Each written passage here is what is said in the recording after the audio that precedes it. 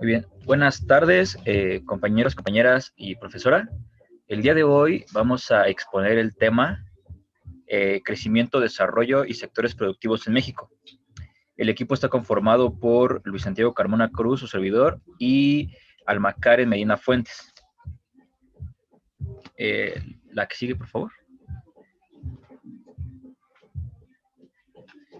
Muy bien, vamos a comenzar dando algunos pequeños conceptos acerca de sector servicios para que la exposición sea un poco más digerible. La siguiente, por favor. Muy bien. ¿Qué son los servicios? Se entiende por servicio a todo aquel bien que no se materializa en objetos tangibles. Su finalización principal es la realización de un trabajo, sin otorgar un producto. ¿Ok? ¿Y qué es el Producto Interno Bruto? Es un indicador económico que refleja el valor monetario de todos los bienes y servicios finales producidos por un país en un determinado periodo de tiempo. También se utiliza para medir la riqueza de esta nación.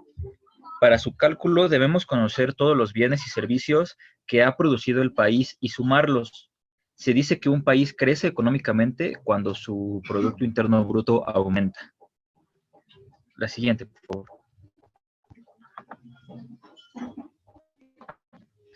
Muy bien. El INEGI establece 4 grandes divisiones, ¿vale? Para dividir, valga la redundancia, a este sector servicios.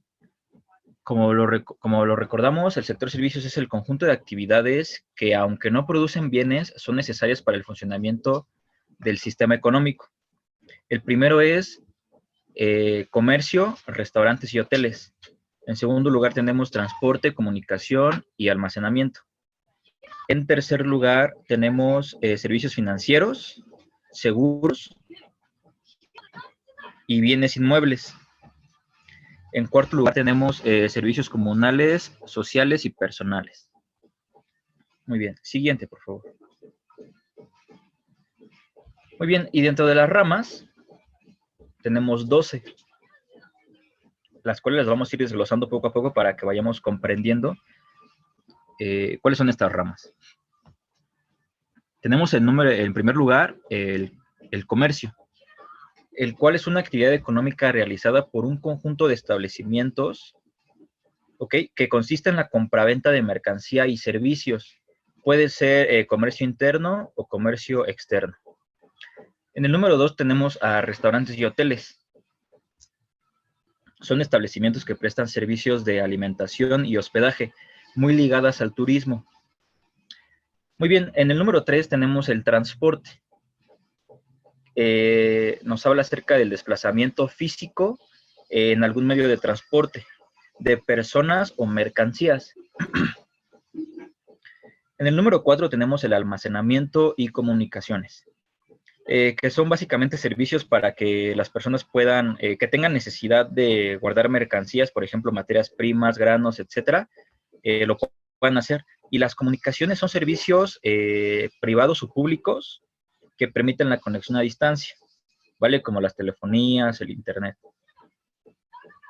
Vale, en el número 5 tenemos servicios financieros y seguros. Aquí nos habla de una intermediación profesional entre el público ahorrador y el público inversionista, ¿vale? Básicamente las personas que ahorran su dinero lo prestan indirectamente a las personas que lo invierten, y estas personas que ahorran su dinero ganan ciertos beneficios. Muy bien, en el número 6 tenemos los bienes inmuebles, que son servicios de alquiler, compraventa y administración de casas, terrenos, lotes comerciales, bodegas, edificios, ¿ok? En el número 7 tenemos servicios profesionales, son los que ofrecen los profesionales como administración, servicios legales, contables, promocionales, asesorías técnicas, servicios informáticos, etcétera, ¿no? En el número 8 tenemos servicios de educación, los que se brindan en instituciones públicas y privadas, ¿vale? Desde preescolar hasta la universidad. En el número 9 tenemos los servicios médicos, que son servicios profesionales que prestan médicos, odontólogos, y lo prestan al público privado, perdón, y lo prestan a personal público y privado. Estos incluyen guarderías, hospitales psiquiátricos, asilos, etc. Como punto número 10, tenemos servicios de esparcimiento. Estos incluyen centros recreativos, culturales, deportivos, cine, teatro, centros nocturnos, discotecas y balnearios, entre otros. En el número 11 tenemos otros servicios que es en donde agrupan a todos los que no entran dentro de una de estas categorías. Puede ser el ejemplo de personas que renten instrumentos musicales. Y en el número 12 tenemos Administración Pública y Defensa, que son básicamente los que se encargan de proteger al país en caso de algún ataque, ¿no? La siguiente, por favor.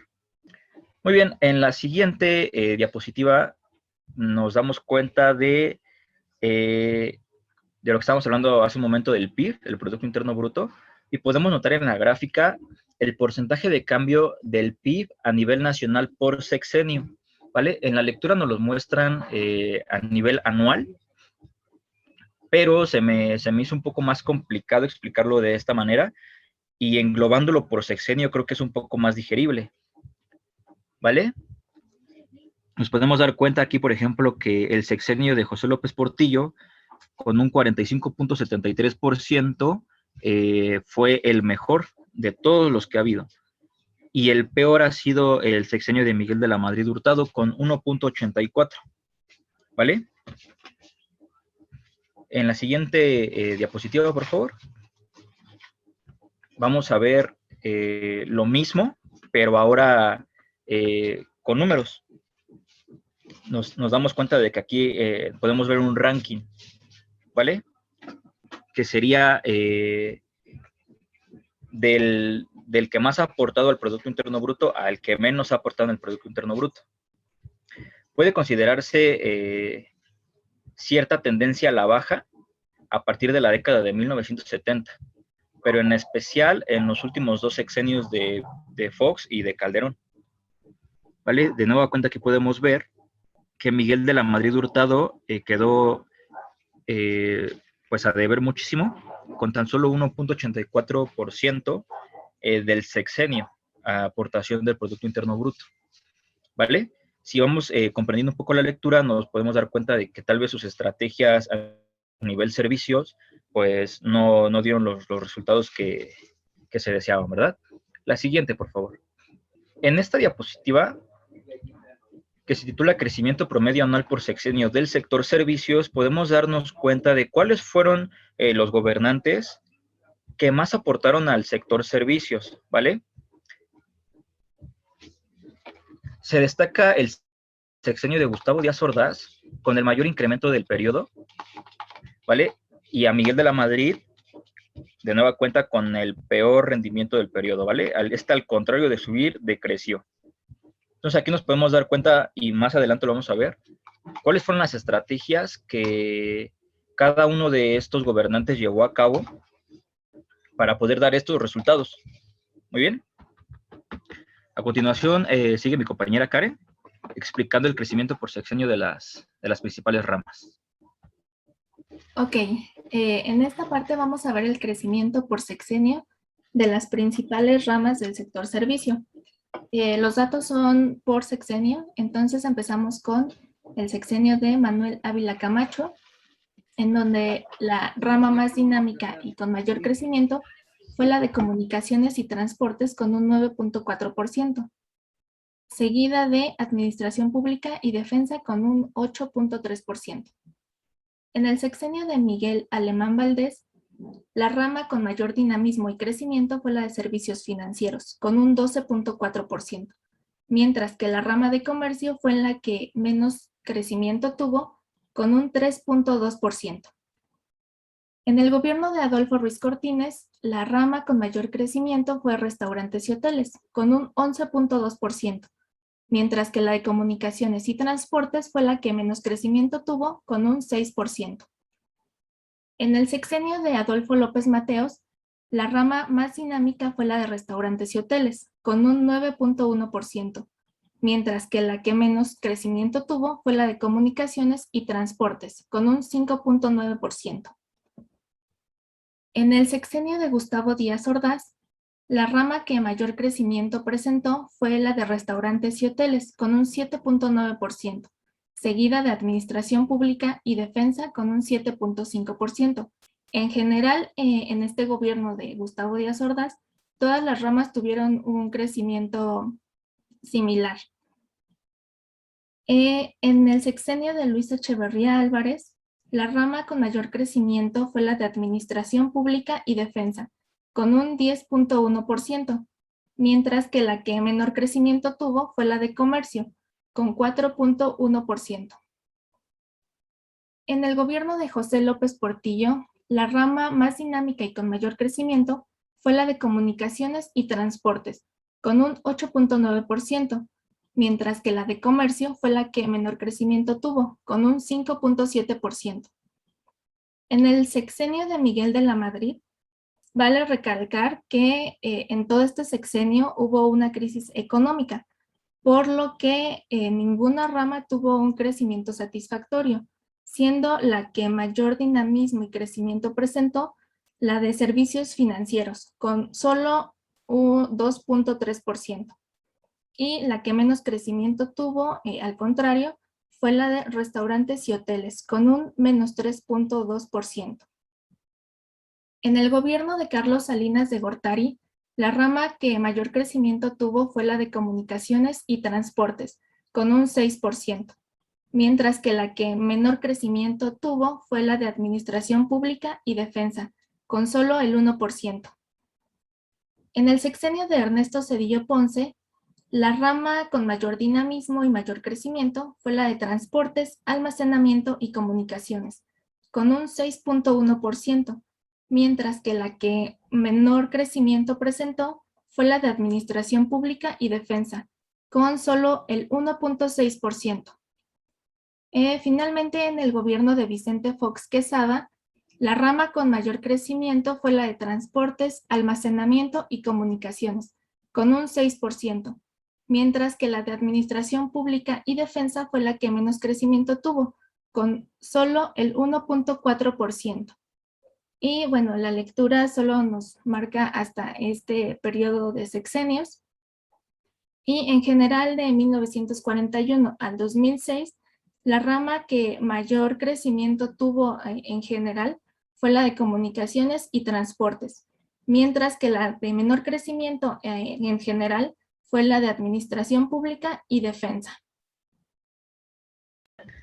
Muy bien, continuando con la política de servicios, vamos a ver cuáles fueron, pues, las acciones que llevaron a cabo cada uno de los presidentes en su periodo sexenal para cumplir con el objetivo de incrementar el Producto Interno Bruto en el país. Recordemos que pues había ciertas crisis en el periodo de Hurtado. Muy bien. Entonces, comencemos con Manuel Ávila Camacho, el periodo de 1940 a 1946, ¿vale? Él creó el Instituto Mexicano del Seguro Social, que hasta la fecha sigue vigente.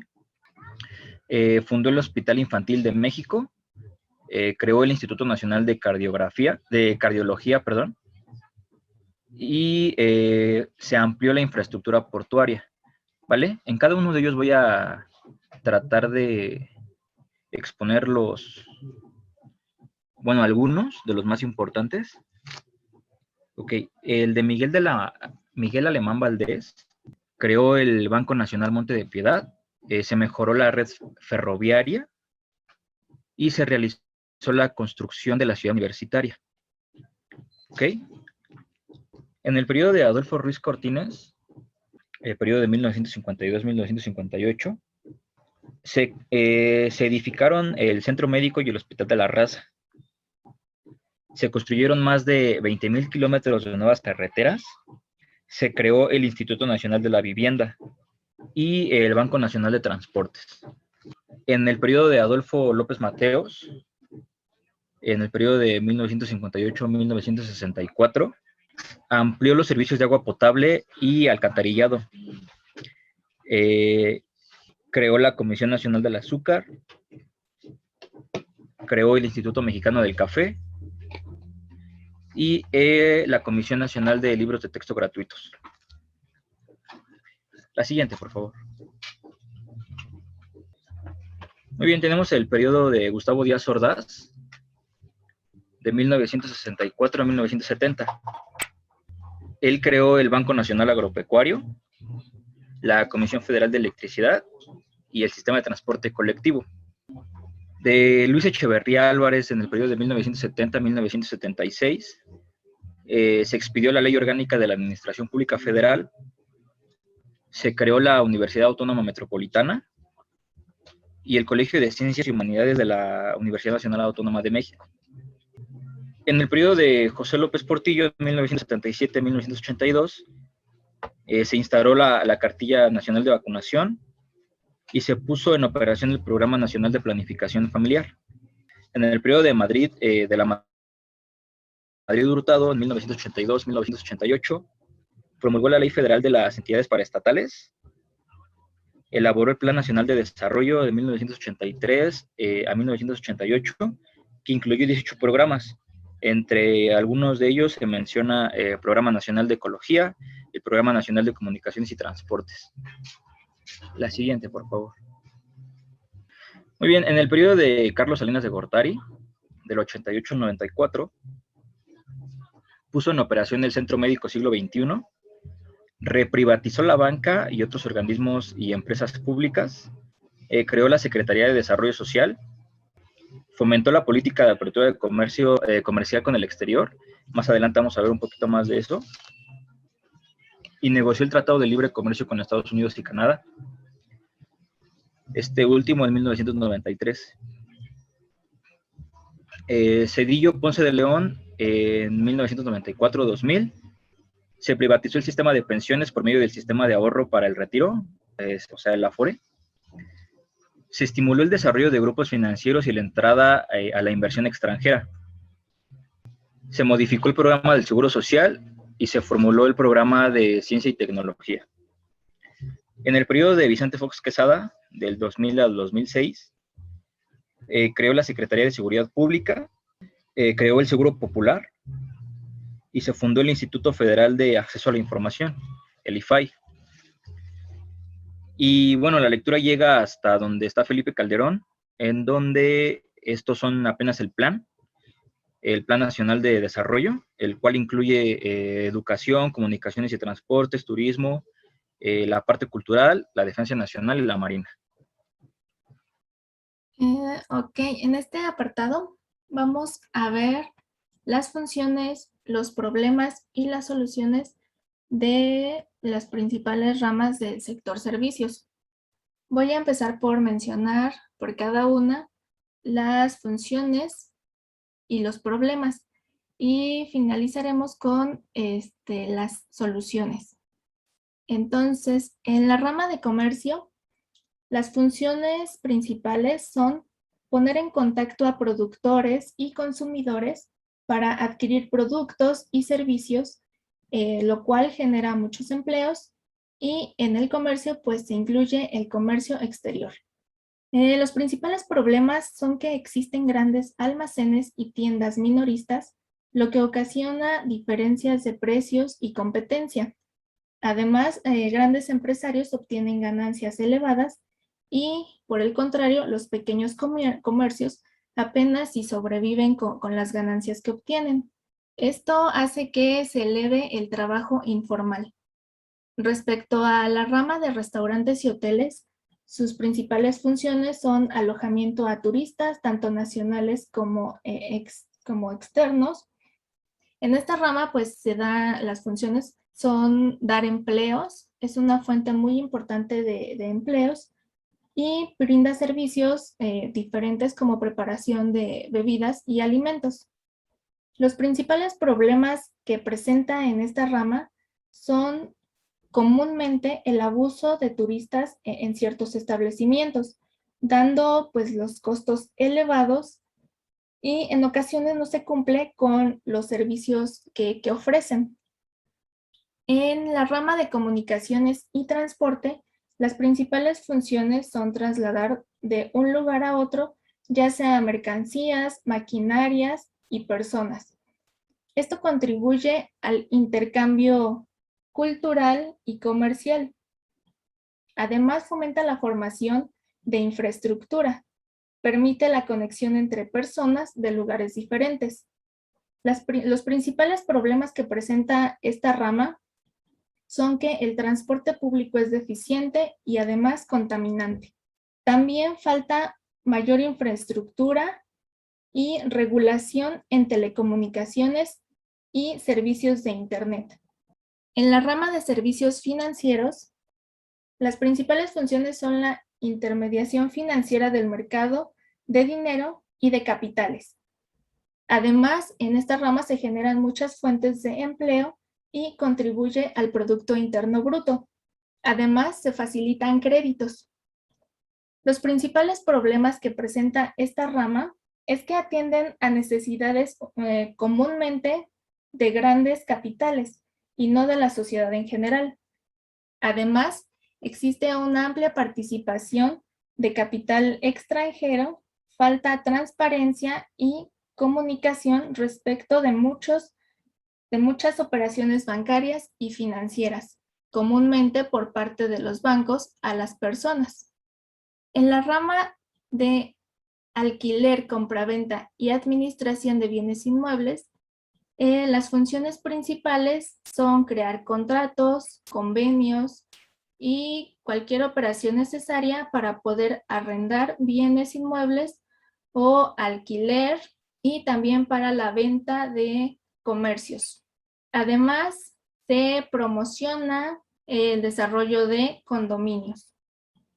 Los principales problemas en esta rama son que el servicio lo ofrecen grandes empresas y comúnmente o en ocasiones no se respetan los contratos. Además, las franquicias comúnmente y la mayoría son extranjeras, por lo que pues, las ganancias se van al extranjero.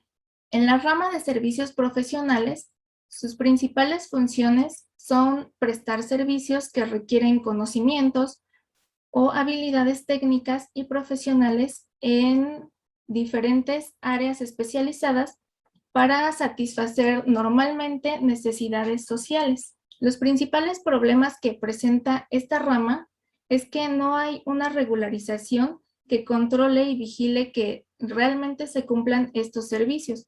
Y además, muchos de estos servicios también son ofrecidos por empresas extranjeras. En la rama de servicios de educación, las funciones principales pues, son proporcionar educación pública o privada en diferentes niveles educativos. Los principales problemas de esta rama son que en la educación pública hay planes y programas de estudio que son obsoletos. Además, falta actualización de profesores.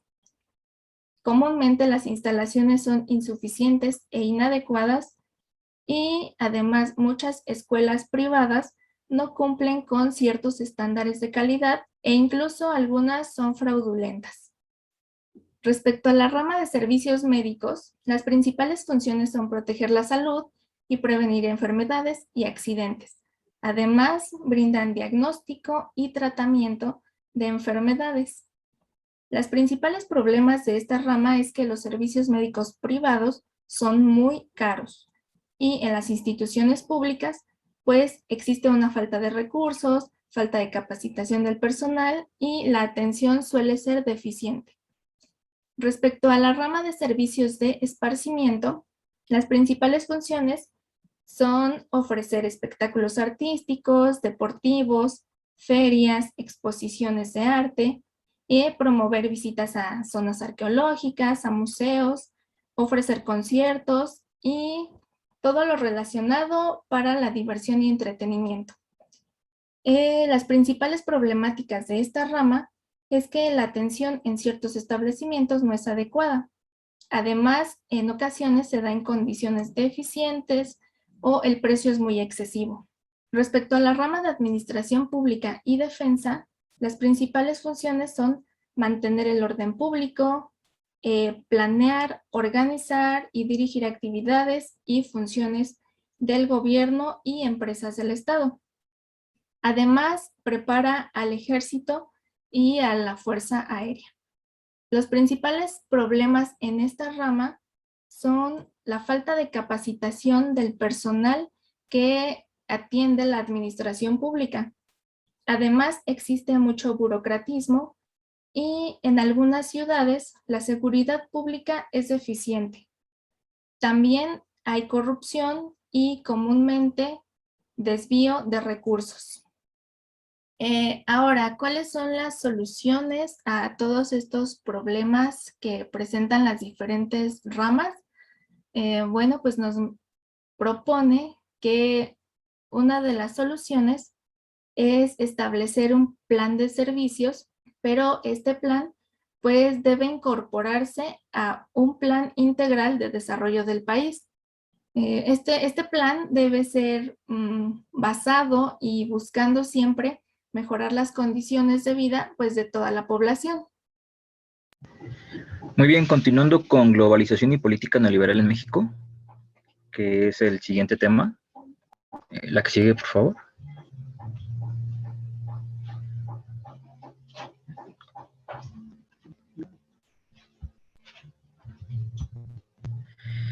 Vale, nos damos cuenta de que bueno, aquí podemos ver una pequeña gráfica, por así decirlo, de termómetro, en donde en diferentes etapas se fue dando el neoliberalismo, ¿vale? Pasando por 3 etapas: la etapa del modelo agrario exportador, la etapa del Estado interventor y la etapa del Estado mínimo o neoliberal, ¿vale?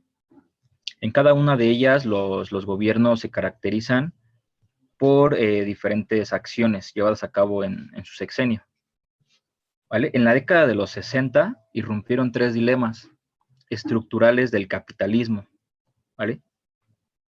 Tenemos el primer dilema, que es la crisis de los tratados de Bretton Woods, la crisis de la rigidez productiva fordista y la crisis del estado de bienestar, ¿vale? En segundo lugar tenemos el estado interventor, que aquí nos habla ya de la transferencia, por así decirlo, en donde nos muestra un debilitamiento continuo de la soberanía de los estados-nación frente a las compañías transnacionales y los organismos internacionales, ¿vale? Esto se dio mediante 5 puntos, que es la desregulación estatal, las inéditas tecnologías como la microelectrónica y la biotecnología, la producción flexible. Recordemos que ya no era una estructura fordista, sino estaba haciendo este traslado a una producción más flexible, la mundialización de los mercados financieros y la transformación de los organismos internacionales, como el Fondo Monetario Internacional y el Banco Mundial. ¿Vale? En esencia, el neoliberalismo se compone de 5 mecanismos para darle una justa importancia al mercado sobre la función estatal. Y recordemos que aquí el Estado mínimo neoliberal trataba de que el Estado ya no tuviera tanto poder dentro de las decisiones del país. ¿Vale? Como punto número 1 tenemos el descenso del gasto público, las políticas monetarias restrictivas. Más adelante vamos a ver, pero básicamente aquí nos habla de que el gobierno cada vez puso menos restricciones a tipo de aranceles, exportaciones e importaciones. Muy bien. Tenemos el 3, disminución salarial, desmantelamiento del Estado benefactor y la privatización de empresas y ámbitos estatales. La que sigue, por favor. Bueno, en este apartado vamos a ver el Estado neoliberal en México. Desde 1982 se aplicó el proyecto neoliberal durante 3 administraciones. Fue de 1982 al 2000. Entonces, el primer gobierno neoliberal fue el sexenio de Miguel de la Madrid, de 1982 a 1988. Bueno, al momento en que asume la presidencia, pues entra en una severa crisis económica.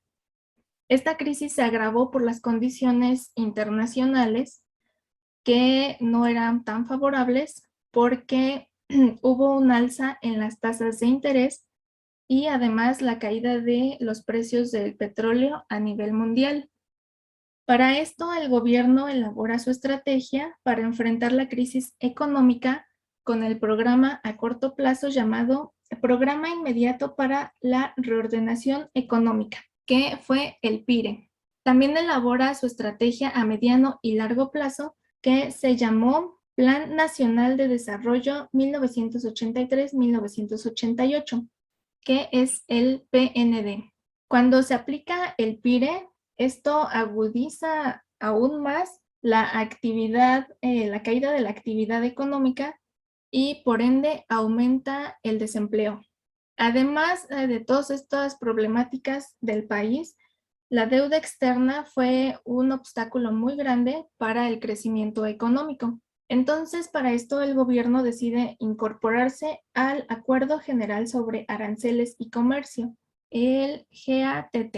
También presenta el Programa de Aliento y Crecimiento, que es el PAC, y en este se propone reactivar la economía y obtener dinero para el crecimiento económico y así controlar la inflación. Ante esto, México obtuvo un crédito de más de 7,000 millones de dólares.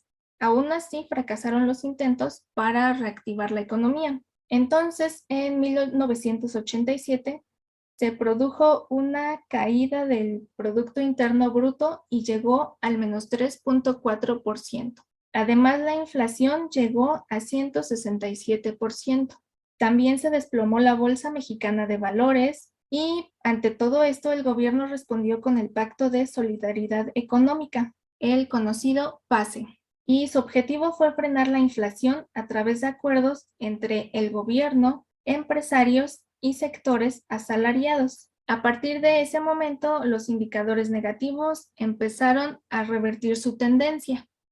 Ahora, el segundo gobierno neoliberal fue en el sexenio de Carlos Salinas de Gortari, de 1988 a 1994.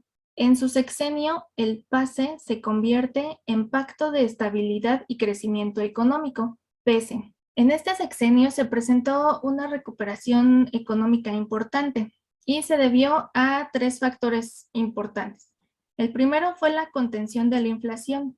El segundo fue el crecimiento de la producción y el tercero fue la renegociación de la deuda externa. La renegociación de la deuda externa implicó un doble beneficio para México. Por un lado, la reducción de las transferencias que se hacían al exterior. Por otro lado, fue inducción de mayor confianza entre inversiones nacionales y inversiones extranjeras. Un aspecto importante fue la política de modernización económica, reemplazando el modelo de industrialización por un modelo exportador o maquilador. Ante esto se dio un crecimiento de las maquiladoras porque se orientaron las actividades industriales a la exportación. Junto con esto, pues se ocasionó un debilitamiento del mercado interno. Esto para sostener los niveles de competitividad en el mercado internacional. Fue hasta 1993 cuando se concretó y firmó en este sexenio el Tratado de Libre Comercio. Sin embargo, a partir de 1994 se presentaron ciertos sucesos, tanto políticos como económicos, importantes. El primero de ellos fue la revuelta armada del Ejército Zapatista de Liberación Nacional.